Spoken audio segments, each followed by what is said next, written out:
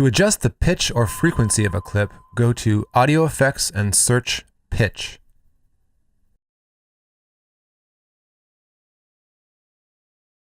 In the Effects control window, click on the Edit to get the specifics of the effect.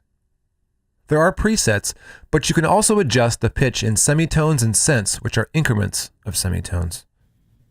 This is a sample of my voice. You can copy and paste layers of effects to create more and more of an effect. This is a sample